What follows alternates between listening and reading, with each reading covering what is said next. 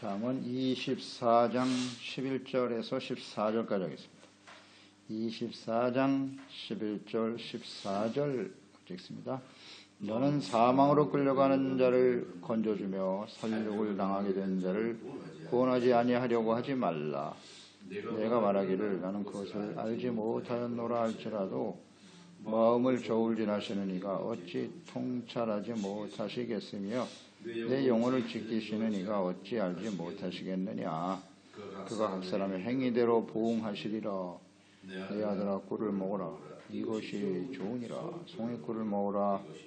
이것이 내 입에 다니라. 지혜가 내 영혼에게 이와 같은 줄 알라. 이것을 믿으면 정령 내 장래가 있겠고 내 소망이 끊어지지 아니하리라. 아멘. 마음을 살피시고 행위대로 보응하시는 하나님, 하나님께서는 사람의 마음을 살피신다. 동기, 목적, 의도, 어떤 계획과 생각을 하는지 다 알고 계시죠. 그 마음이 곧 행위로 나타날 테니까 그 행위까지도 주님은 다 아시고 그대로 보응하신다. 사람들의 마음과 동기를 살피기는 쉽지 않죠. 사람들이 볼 때는 그게 어려워요. 근데 하나님은 다 알고 계세요. 알고 계세요. 이러한 하나님을 우리가 알고 하나님의 말씀을 가까이 해야죠. 송이꿀보다 달다 그랬으니까 하나님의 말씀을 꿀처럼 달게 여기고 쥐하러 묵상하는 사람들, 그런 사람들에게 장래가 있고 소망이 있다. 소망이 있다. 이게 바로 지혜입니다. 11절에 너는 사망으로 끌려가는 자를 건져주고 살육당하게 된 자를 구원하는 일에 외면하지 말라. 외면하지 말라고 하셨네요. 구원하지 아니하려고 하지 말라. 건져내라는 뜻이죠. 여기서 사망으로 끌려가는 자, 살육을 당하게 된 자는 어떤 사람일까요? 어떤 사람일까? 죄를 짓고 그 죄 때문에 사망에 처하는 사람들일 수도 있고요. 그런데 오늘 이 말씀의 의미는 거짓 증인과 불의한 판결에 의해서 억울하게 희생을 당하는 사람을 의미하는 거예요. 죄 없는 자들을 자신들의 유익과 정욕을 위해서 죄인으로 몰아 죽이려고 하는 부패하고 악한 사람들이죠. 이것은 과거에도 있고 역사 속에 계속되어 왔고 오늘날도 마찬가지고, 죄 없는 사람을 죄인으로 몰아서 죽이는 거예요. 그 목적은 하나밖에 없죠. 자신의 이익과 정욕을 위해서죠. 권력을 지키기 위해서. 예수님 당시에도 마찬가지 아니에요. 죄 없으신 예수님을 죽이는 거 보세요. 그것도 하나님을 믿는다고 하는 바리새인들이 말입니다. 율법을 안다고 하는 그들이 죄 없으신 하나님의 아들을 죄인으로 죽이잖아요. 그러니 하나님을 아는 사람들도 그 정도인데 하나님이 없는 사람은 어쩌겠습니까? 너무나 당연한 일입니다. 이건 이상한 일이 아니에요. 이상한 일이 아닙니다. 근데 문제는 이러한 일에 하나님을 아는 자들이 함께 동참한다는 게 문제겠죠. 오늘 이 말씀이잖아요. 그렇게 억울하게 죽어가는 죄 없는 사람이 불의한 자들에 의해서 악인이 되어 죽어가는데 너는 그것을 구하는 일을 위해서 외면하지 말라는 겁니다. 그런 불의한 세상 아닙니까? 이 세상이. 그 불의하고 악한 세상 속에서 내가 할 일이 뭐냐는 거예요. 이것을 말씀하고 있는 거죠. 잠언서 17장 15절에서 우리가 보았죠. 악인을 의롭다고 하고 의인을 악하다 하는 이 두 사람은 다 여호와께 미움을 받는다 그랬어요. 하나님이 미워하시는 사람들이에요. 하나님께 미움을 받는 자들은 반드시 하나님의 심판 앞에 직면하게 된다. 직면하게 됩니다. 그것이 영원히 숨겨질 것 같죠? 그렇지 않습니다. 반드시 드러납니다. 하나님이 살아계시기 때문이에요. 근데 이런 악한 권력자들로 인해서 억울하게 죽임을 당하는 자들을 구하지 않는다면, 혹은 그들의 악행에 동참하고 있다면, 침묵하고 있다면 그 사람도 같은 사람이에요. 같은 사람입니다. 그래서 이 하나님의 자녀들은 이 마지막 시대에 진짜 정신을 똑바로 차려야 돼요. 어디에 어느 편에 서 있어야 되는가. 이게 죄인의 길인지 의의 길인지를 잘 알아야 되거든요. 근데 이 약한 자들과 함께 줄을 서고 그들이 하는 일을 잘못인 걸 알면서도 자신의 유익을 위해서, 출세와 성공을 위해서 침묵하고 있는 거예요. 그 자리에 따라가는 거예요. 뭐 이런 사람들은 수두룩하죠. 그것도 하나님을 믿는 사람들이 말입니다. 그리스도인들이. 그래서 나는 잘못이 없어. 그렇지 않거든요. 하나님께서는 그 마음의 동기와 중심을 다 살피고 계신다는 거잖아요. 그러니까 이 사탄에게 속아서 죄 가운데 살다가 영원한 사망을 향해 끌려가는 사람들 있잖아요. 우리 주변에. 그런 사람들을 우리는 외면해서는 안 된다는 거예요. 그런 측면에서 또 묵상할 필요가 있겠죠. 죄를 지으면 사망이거든요. 지금 저가 회개하지 않고 그 길을 가면 저는 죽어요. 영원한 사망에 떨어지게 된다고요.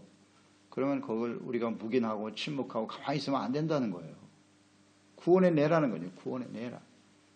물론 구원은 우리가 할 수 있는 일은 아니죠. 하나님이 하시는 일인데 우리는 분명히 전해 주어야 한다는 거예요. 그 길로 가면 죽습니다. 정신 차리시오.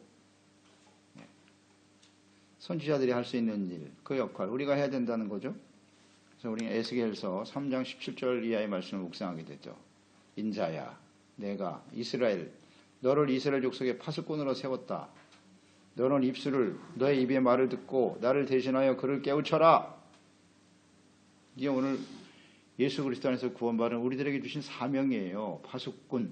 나를 대신해서 그들을 깨우쳐야 돼. 네가 가령 내가 악인에게 말하기를 너는 꼭 죽으리라 할 때에 내가 깨우치지 아니하거나 말로 악인에게 일러서 그의 악한 길을 떠나 생명을 구원하게 하지 아니하면 그 악인은 그의 죄악 중에서 죽으려니와 내가 그의 피값을 너의 손에서 찾을 것이다. 이런 말씀하셨죠? 내가 악인을 깨우치되 그가 그의 악한 마음과 악한 행에서 돌이키지 아니하면 그는 그의 죄악 중에서 죽으려니와 너는 내 생명을 보존할 거야.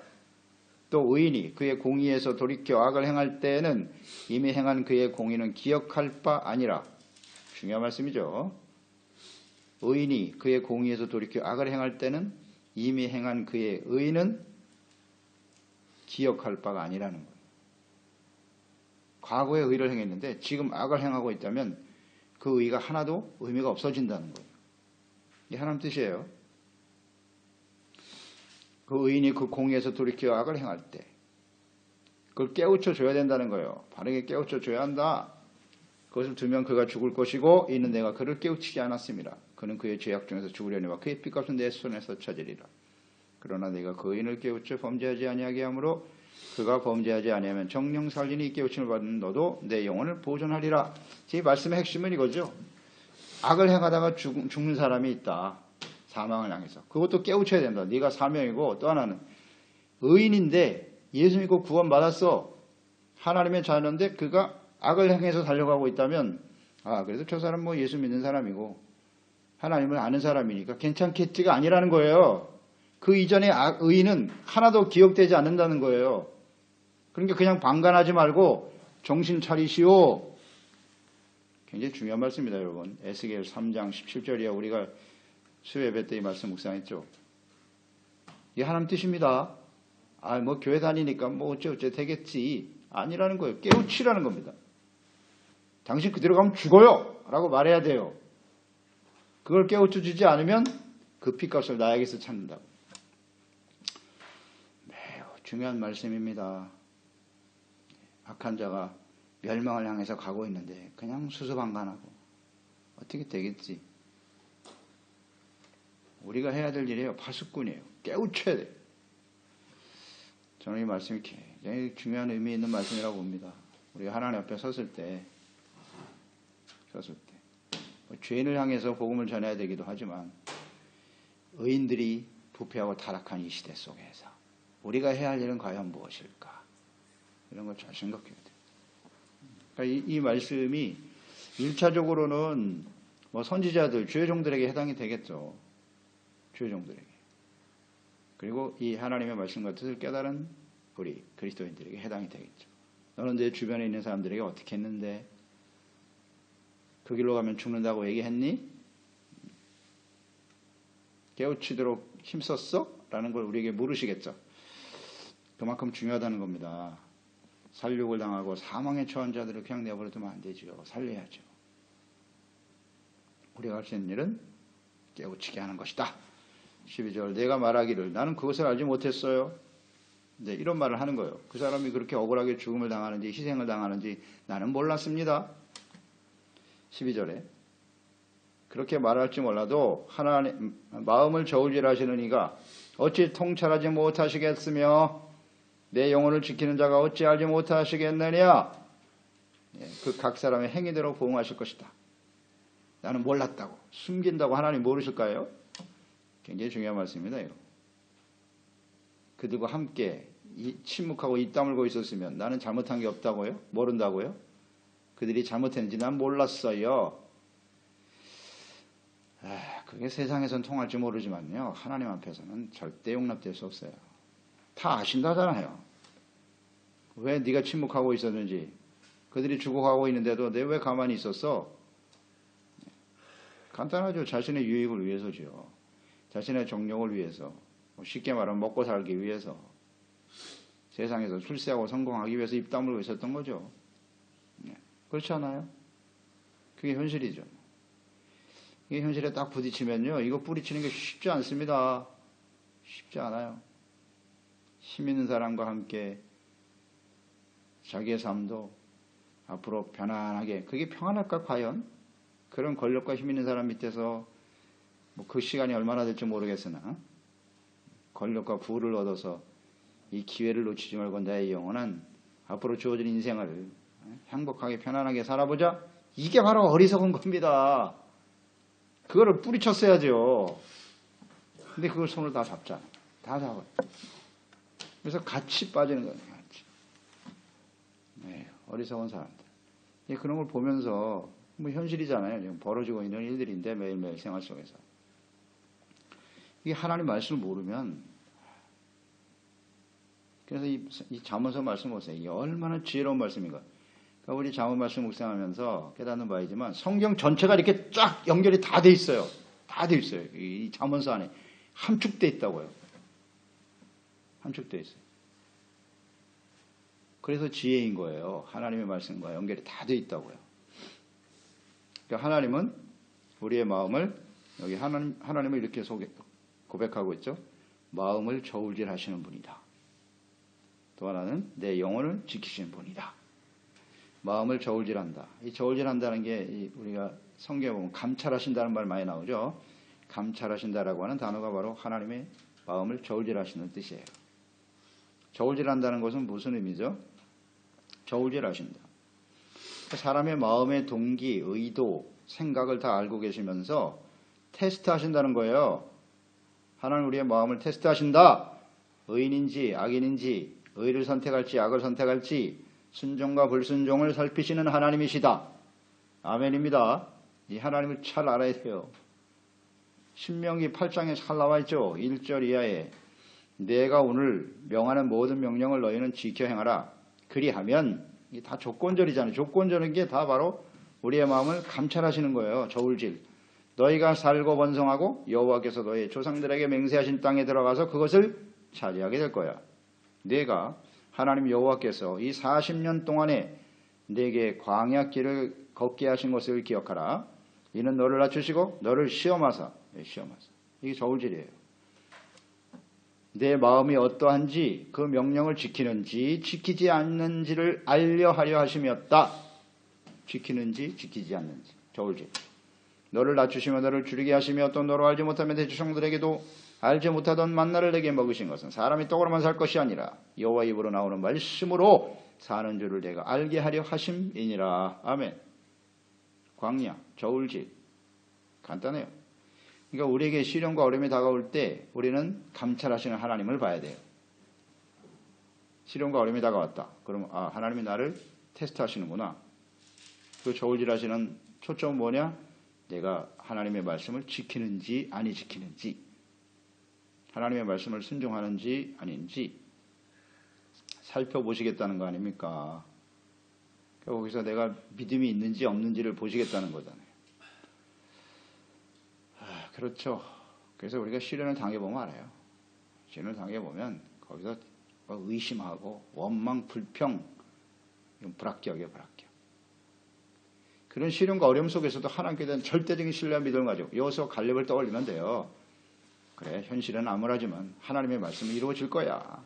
믿음, 소망, 그리고 하나님의 말씀을 굳게 붙들어야지. 의에 대한 열망, 그리고 마음속에 감사와 기쁨이 쫙 올라와야 되는 거예요. 아, 내가 정말 나를 사랑하는구나. 그 합격한 사람이 다윗 아닙니까? 다윗. 그 죽음을 넘나드는 절망 속에서도 하나님을 찬양하잖아요. 그게 다 저울질이에요. 저울질. 야, 네가 왕이 될 만한 그릇인지 아니지 내가 저울질해 보는 거라고요. 안 그래요? 이 하나님을 알아야죠. 근데 그 뜻을 모르고 그냥 근심 걱정 염려하고 쉽게 죄악과 타협하고 악을 향해서 사망으로 가는 자들이 그냥 외면하고, 그런 사람이 왕이 되겠습니까? 지도자가 될 수 있겠어요? 죽은 사람을 살려야지. 구원하시는 게 하나님의 뜻인데 그런 그리스도인들에게 하나님께서 무슨 일을 맡기시겠습니까?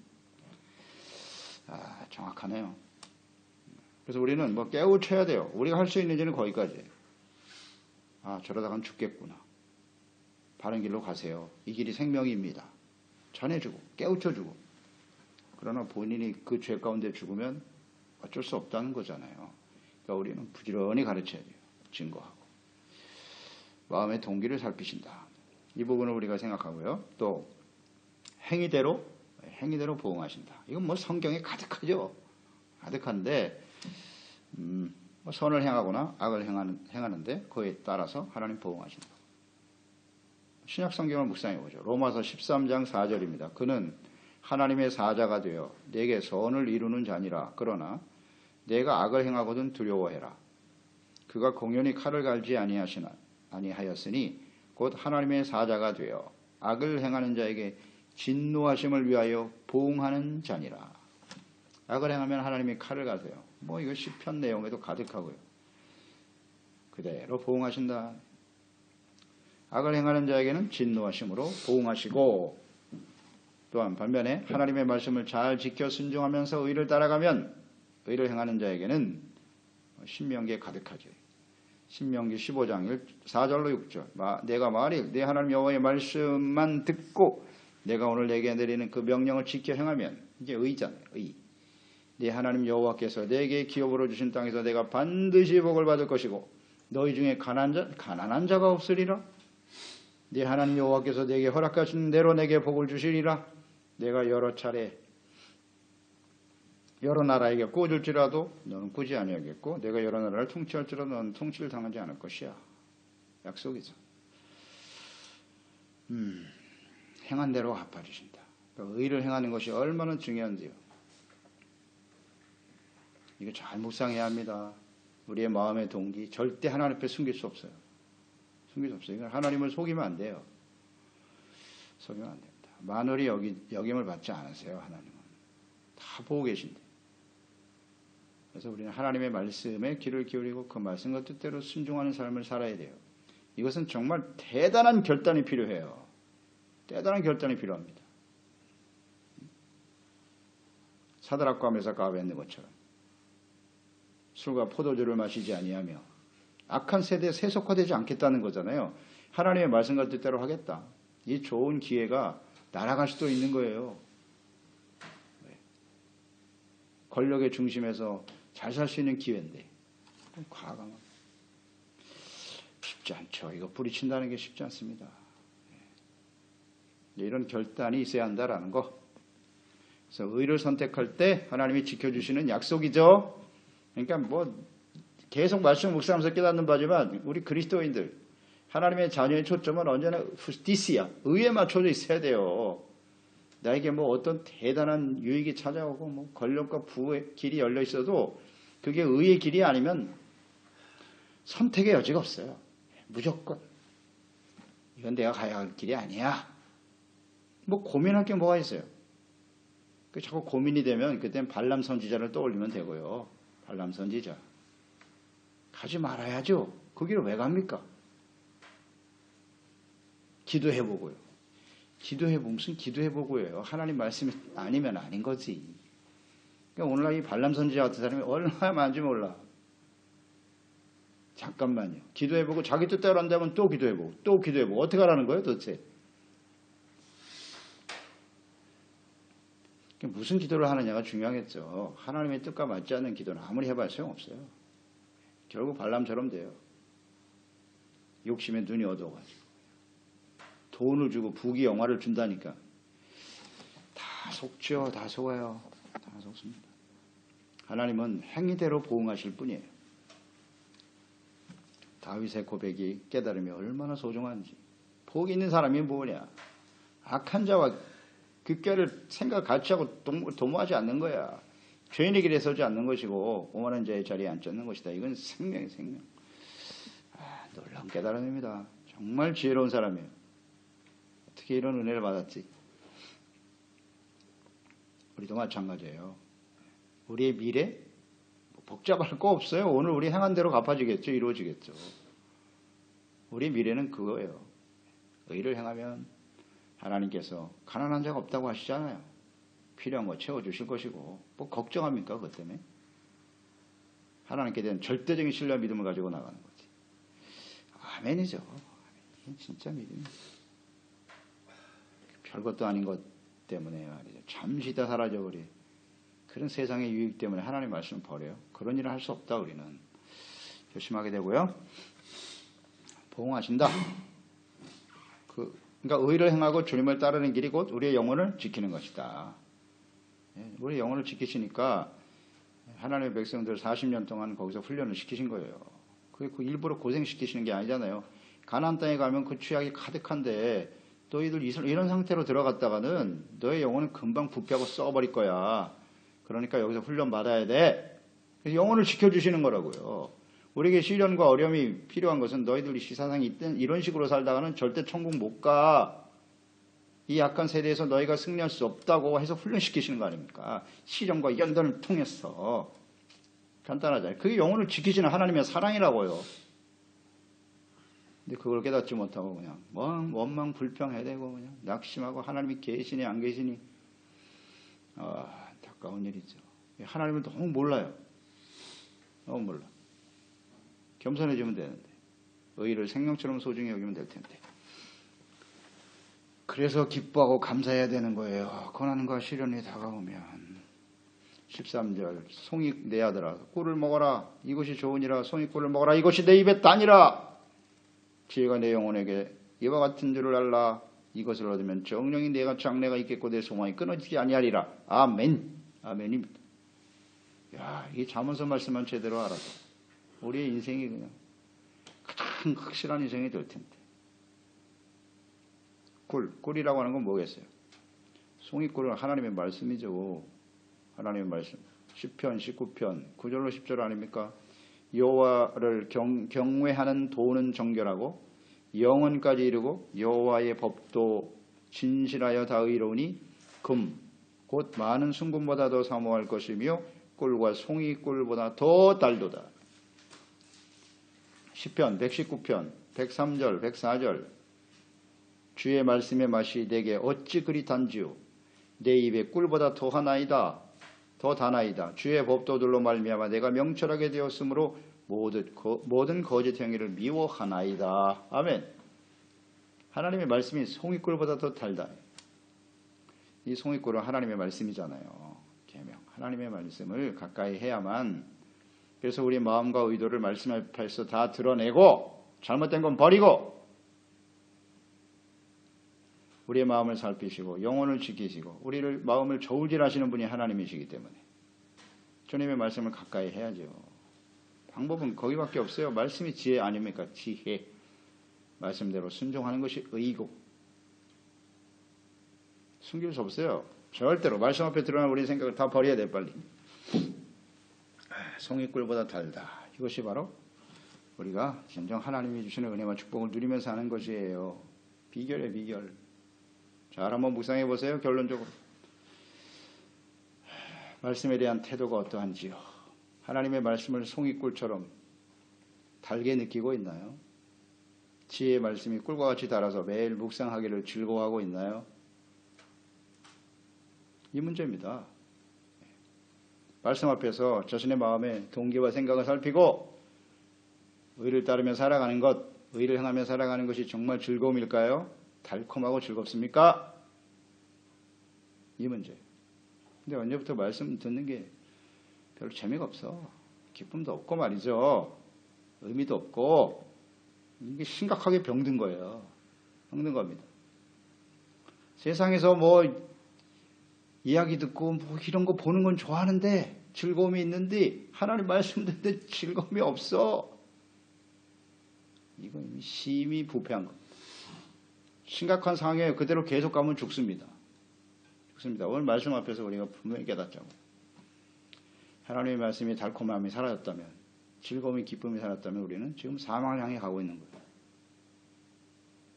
왜냐하면 의의 삶을 온전히 살아갈 수 없기 때문이에요. 말씀 앞에 서야만 우리의 실체가 드러나거든요. 근데 아무리 들어도 또 고백하지 않는 사람도 많지만 그 사람은 하나님의 자녀가 아니라고 봐야죠. 말씀을 듣는데 어째 회개가 안 됩니까? 돌이키게 되고 온전한 모습으로 주님을 따르게 되는 것이죠. 결단하게 되고. 그런 사람에게 뭐가 있다?